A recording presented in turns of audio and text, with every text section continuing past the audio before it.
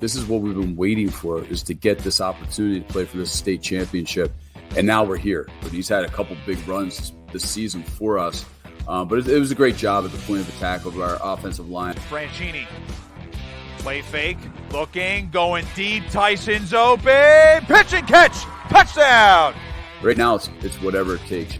This is the Chuck Smith Show on Cape Atlantic Live, presented by Ulmer's Appliance Service. Now, here's Coach Smith and your host, Nick Kosko.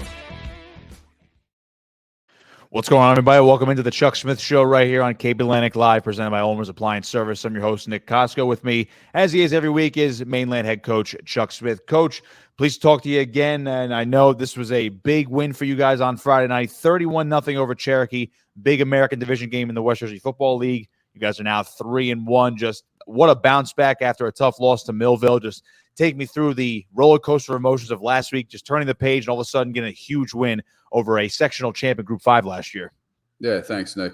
It was a huge win. It was a big week for us, coming off our loss to Millville, how we were going to respond, with this kind of like a newer team this year. And it's the first time we really faced that kind of adversity in quite some time. And the kids responded. They did everything we needed them to do, everything we talked about, harped about, preached upon all week long in practice, and they came out and really put forth their best effort against a very tough Cherokee team, a team that has, like we said last week, a lot of tradition built into that program, a lot of very good football players, some big boys up front there. But the kids came out and played, and did everything, from running the football, passing the football, great defensive effort. Obviously, when you put up a goose egg on the scoreboard, obviously your defense had a great game, and even our special teams. Nate Cashy getting his first field goal of the season, but it was a great response after our first loss in quite some time.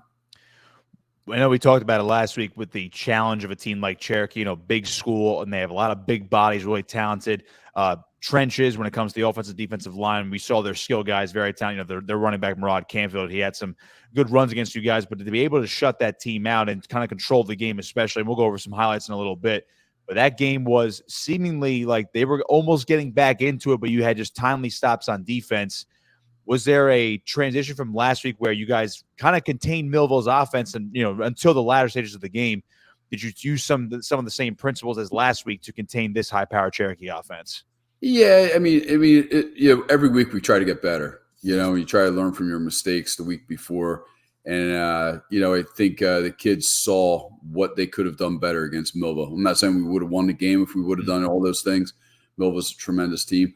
But, they saw what they could do better. I mean, there's the eye in the sky doesn't lie, and I think they saw that, and it was on tape, and they realized what we had to do. We needed a great week of practice. We had a great week of practice. And, they came out there and, Cherokee a couple times did drive the ball on us a little bit, had a couple big runs that set up some plays for them. But the defense held tight, and whenever the defense held tight, the offense was able to respond from that, which is always great when you have a great defensive effort like that the offense can then, capitalize on that situation. And we were fortunate to do that the other night. Standings are as followed now. Millville and Winslow both undefeated in overall at 4-0 and also 1-0 in division play. You guys moved up with your first division win over Cherokee, and of course St. Augustine Prep, who we'll talk about in a little bit.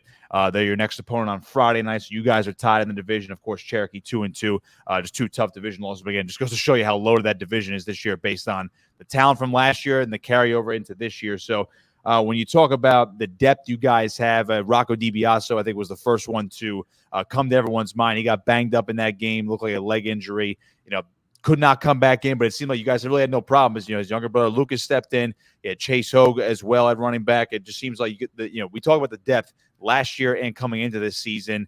One, how's Rocco? And two, if he does not play on Friday, it seems like it's just like, all right, next man up at that running back position. Yeah, I give the kids a lot of credit, for stepping up in situations. I mean, we really put a lot on Chase Hogue last Friday when Rocco got injured in the second quarter and came out and was done for the rest of the game, just to be precautionary after talking to our team trainer and team doctor.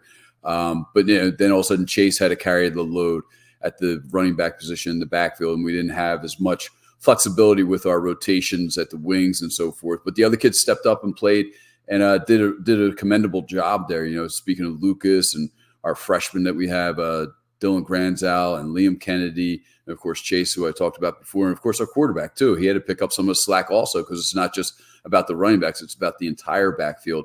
And Rocco's just a day-to-day thing right now. We're hopeful he'll be able to play against St. Augustine's on Friday night. When you talk about John Franchini, I feel like we're saying this every week now, because it was very similar to, some of the stars you had in 2023. But John Franchini was throwing to Jamie Tyson last year, and all of a sudden he's got a new guy in Jake Blum, who, not a new guy to the program, but maybe new to the area as well in terms of how much he's producing. They hooked up again for another couple of touchdowns. He's got to be, without seeing the stats in front of me, he's got to be one of the leading receivers in South Jersey to this point through 4 games. He's just been absolutely tremendous. What do you credit this connection to? They're great friends, but that's a big one part of it, the backbone of it, really. And they have such a connection in their faith in each other. I'm sure Jake has faith in Johnny's passing ability, and vice versa. Johnny knows where Jake's going to be and that he can get open, and Jake is a tremendous athlete. When he came into the program and we were watching him a lot, I was just like, he's like a Cohen Cook 2.0, and nobody's ever going to beat Cohen Cook, but he's similar in that regard, that he could do anything. Today, our kicker was sick, and we had him back there punting, and he uncorked like a 40-yard punt, like he's done it all season. He's just that good of an athlete, and you can plug and play him. He can play quarterback for us. He can play, wing for us. He can play split end, obviously. He can play corner. He can play safety, and he's our return guy too.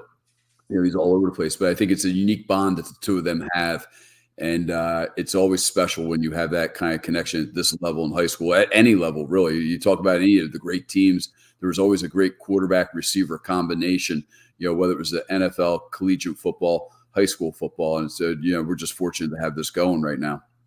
Yeah, I believe all but one of Johnny's touchdown passes have gone to Jake Blums. He just seems like just gets open every single game at a certain point for a couple of 50-plus yard touchdowns. So let's dive into a couple highlights from Friday's game. So we'll start with Rocco DiBiaso's touchdown that put you guys on the board first.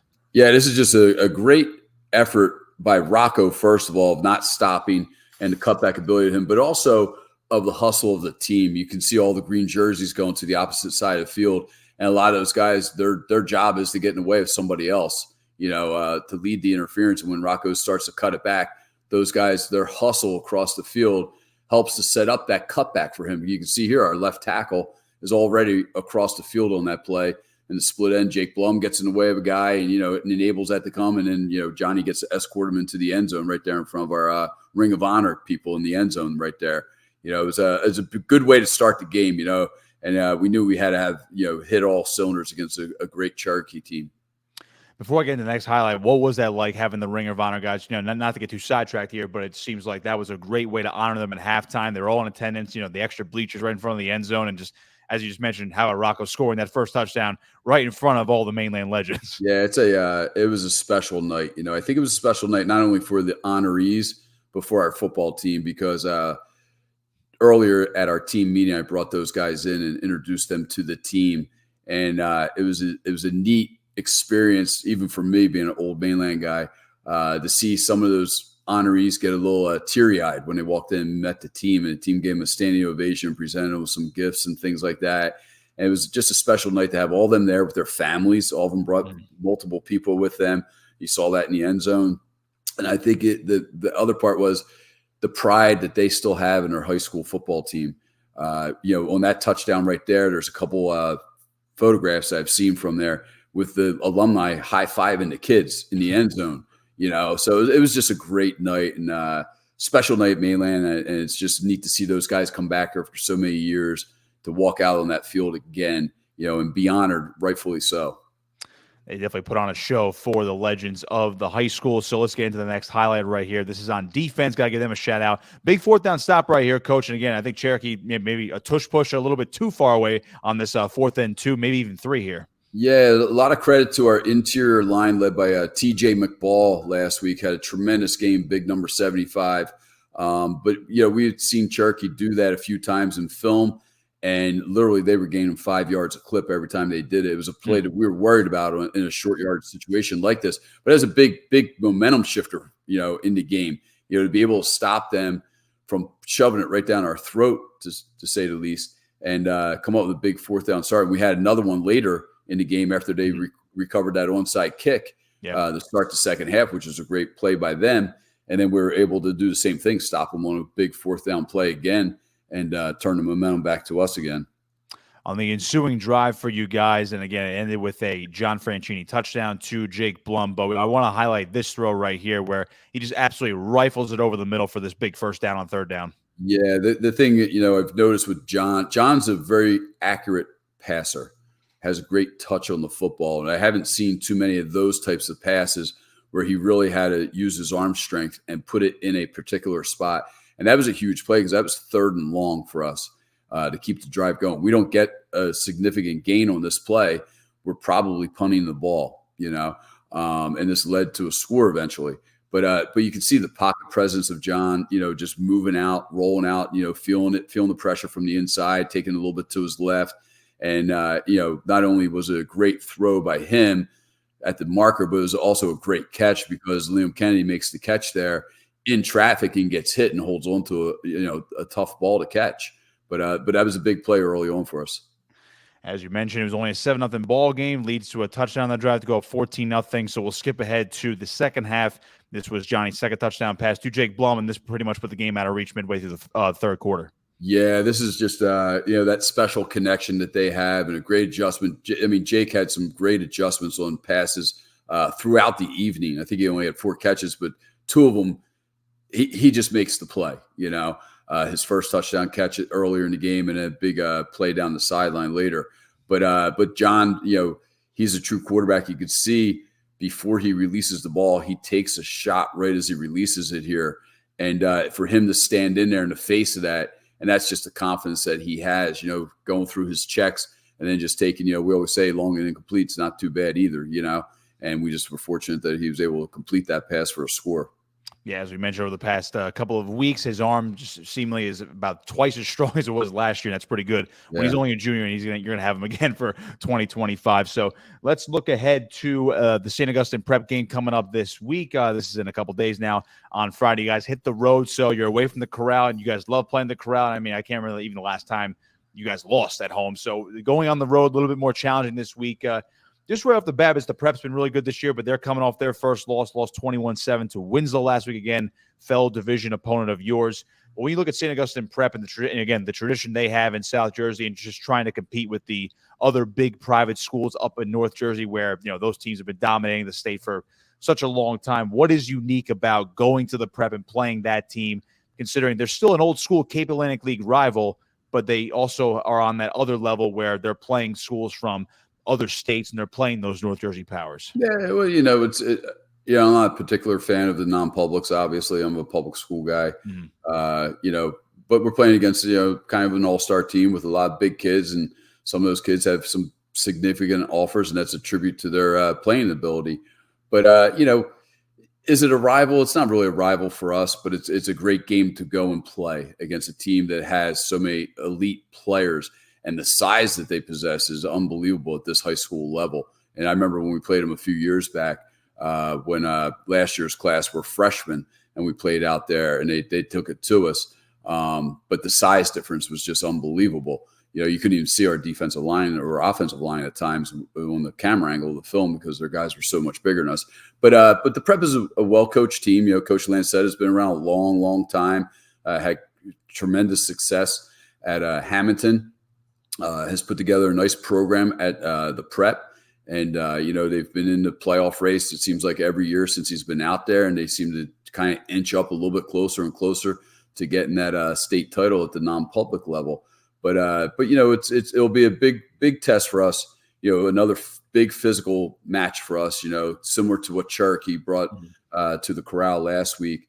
And that game with those two was like 2 heavyweight fighters between Cherokee and then the Prep. A couple weeks ago, just 2 big teams just battling out, smash mouth football. The Prep doesn't make many mistakes. They're not flashy and fancy like some of these other spread teams are, like the Millvilles and the Winslows in our division. They just take it to you, and they play very good defense. They have a great defensive front, good linebackers. You can tell they're very well coached just by their position play. but we're looking forward to the contest. We really are. We have a lot of incentive going out there to play out there and prove ourselves in this tough American division.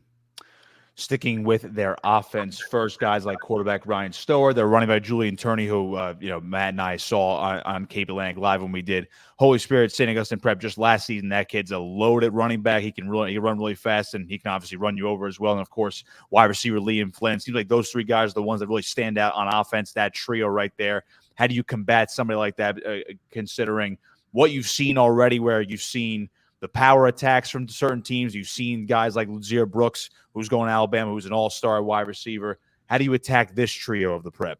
Whew, man, we got to bring it all, man. We got to pack our lunch and be ready to work and work in the trenches big time. It's funny because the Turney kid, the last time I saw him, I think he was probably like a little itty-bitty kid because he's Brandon Bell's cousin who I coached at Oakcrest. And he was just this little tyke back then. And now he's grown into a man-child. And when you let him get going, man, he's tough to bring down. So we'll have our hands full with him. He had a nice run last week against Winslow for a nice touchdown. He's a very good running back. They do a good job blocking up front. They do a lot. They don't do a lot, but what they do very well. And they don't hide it. They're just like, here, this is what we do, and we're coming at you, and you better buckle up and be ready. And I know we'll be ready for that on Friday night. On the flip side of that, it's interesting you mentioned was that, the Prep has been so efficient, especially as of lately, with Coach Lancetta being back there for a while now.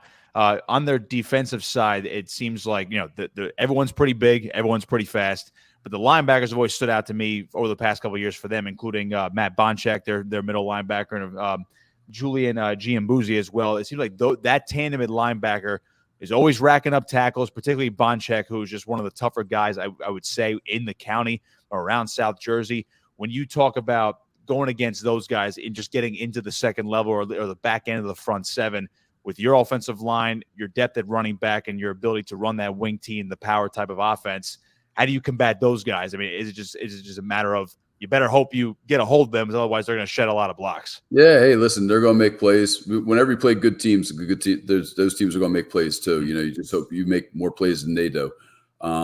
But they're very good. Their defensive front is very good. They got some big boys. The kid has multiple offers. I think he just recently got one from Auburn.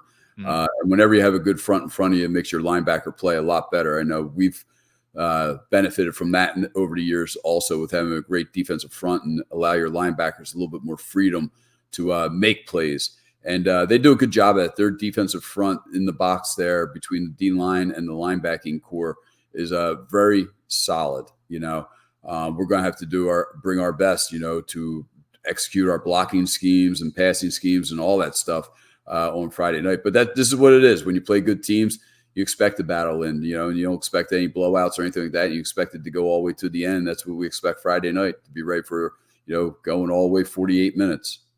Just like the NFL, you win a state championship, and all of a sudden you're playing the hardest schedule known to man the very next year. So again, not to get ahead into the playoffs, but now that the PowerPoints have been updated over the past couple of weeks, and then that's starting to give a picture, at least at the halfway point of the season. You guys are currently number 2 in South Jersey Group 3. Again, as a reminder for folks out there, you guys are down from Group 4 down to Group 3 this year due to the enrollment. But again, you're the top team in South Jersey other than Somerville, which is a little further up north, but it's you guys at number 2. Rival Ocean City's right at number 3, right behind you. And, of course, other local teams like Oakcrest and Cedar Creek are 8 and 11, respectively. Just a little bit in general. I know you don't want to talk about, this is where we have to be, or, we're not worried about playoff positioning yet. But I got to imagine it's a testament to the rise in skill level from a lot of these schools that have been good for a long time, like Cedar Creek, but the rise of other programs like Oakcrest, even your rival Ocean City, which played a tough schedule last year, but it's now paying off here, where you have a lot of these local teams within that playoff top 16 already. Yeah, it's neat. The playoffs, when you start looking at it, it's kind of neat. And I think I really like the new format of the state playoffs, because some of these teams like a Somerville, I've never seen them play ever before, but it's neat that all of a sudden they're on the map. So now you start to pay a little bit more attention to them. You're looking up their scores. You're seeing what they do a little bit, But like you said before, we're still so far out, and so much still has to be played out in front of us. We just got to worry about ourselves and see where the chips fall at the end with it. But, of course, you want to be in have a home game for the playoffs because everybody wants to be home, and we're going to do our best, to get there. And, our schedule is not, does not let up at all at any week whatsoever. Cause we come out of the prep and then we're right into Ocean City. We get out of that. We're right into EHT and then it's Winslow right after that. And then Delsey to finish it up. So there's no rest for the weary here, but we'll worry about that stuff as we get going with it. But it is neat. It's neat the way it is. I really, I was kind of leery of it at first because I'm always old school and not really big on change. I like the way the old PowerPoints work because you could figure it out on your own. And it was a lot of fun just looking at residuals and who's doing what and kind of scheming that stuff out. But I've grown to really like this over the last few years and admire the way the state is like divvied up the sections and so forth. And then the snaking of the bracket and all that, it's really, really neat. And it gives you more opportunity to play some teams you might have never, ever experienced to play, even in the first round or second round. You might have never played those teams ever, come across it. But now you have a chance to play some really neat teams. And it's neat when you go scouting, when you have that chance to go ahead and see somebody play, to go to different areas of the state and just see these other places because you don't realize they might be an hour away or an hour and a half away. And the whole landscape is just different than it is down here at the shore. But it'll be fun when we get to that point. Hopefully we're still standing on our feet after the schedule. Yeah, we can have some fun with it. Yeah, certainly. For fans and media, it's always fun to try to snake that bracket. I believe you and Ocean City would be the top 2 seeds in a South Jersey bracket if the playoffs ended today. And of course, the winner likely takes on Somerville in a state semifinal. Which, by the way, I know a little bit about it. Just I know how they're a quality program. So maybe you guys do cross paths with them. That's due to my Central Jersey ties. Yeah. With my past work with up at Rutgers and whatnot. But one more for you, Coach. And again, it's interesting because you mentioned the gauntlet of the schedule. Like, you're in the middle of that gauntlet and it never really let up the entire time. This entire season, you go back to your first game against Atlantic City. That's not an easy game. We know how good Atlantic City is and how many points they get put up on the board. And I was always curious about this. Was this the year where you really had to emphasize to your team and your staff and pretty much everyone around the program, more so than usual, we need to take this one game at a time? Because if we look ahead to Ocean City, EHC, big rivals, if we look ahead to those, we're not going to worry about the prep. Or if we look ahead to the prep, we're not going to worry about Cherokee and so on and so forth. Is this the year where you said, please, for the love of God, just focus on one game at a time? Oh, yeah. That is our mentality anyway, But, this year, more than anything, we just really have to focus in on what the game is on Friday night, how to get through with it, how to successfully game plan it, hopefully come out ahead of it. And then after that, how we recover from it, how we get ready for the next game and so forth. It's a brutal schedule, especially physically on the kids. And, we're playing a lot of Group 5, Group 4 schools, and we're, a Group 3 school now, and we have Group 3 numbers, so an injury here or there really does affect us more than it was when our enrollment was a little bit bigger and you had a few more kids in the program. But our kids are really good, and this is the first time I ever said Ocean City this whole season, really. It was tonight, and I haven't heard a word from my kids about it, and that's great. And it just shows me how focused they are on what we have ahead of us, because you're right. In years past, whether you're up or down or whatever, you always were like, 2 weeks, we got this guy or this guy, and whatever. And I haven't heard a peep out of the kids, about anything down the road, which is a testament to them and their focus on what we're doing, what we're trying to accomplish. Friday night, 6 p.m. in Richland, Mainland at St. Augustine Prep, West Jersey Football League, American Division tilt. So, Coach, I know you're still searching for potentially a division title down the line, more PowerPoints, higher climb in the playoff standings as well. It all starts, or all continues, I should say, on Friday night. Good luck on Friday. We'll be checking it out. And, of course, we will talk next week to recap the game against the Prep. And then, as you just mentioned Ocean City for the first time. We'll mention them again next week after we recap the Prep and preview the rivalry game against Ocean City. Yeah, thanks a lot, Nick. And I really appreciate everything you guys do. And Matt, getting that live stream going on the video board. So many people were talking about that in school this week, about being able to watch the replays right at the game, sitting at the game and seeing the replays right after a touchdown or whatever. And then all of a sudden he throws it up there. So you guys do a great job, man. You make this look so professional at this level that I really admire it. And you have a lot of fans out there. Hey, we appreciate that. We'll keep trying to strive for improvement every single home game. Chuck Smith Show right here on Cape Atlantic Live, presented by Ulmer's Appliance Service. I'm Nick Kosko saying so long. We'll see you next week on Cape Atlantic Live.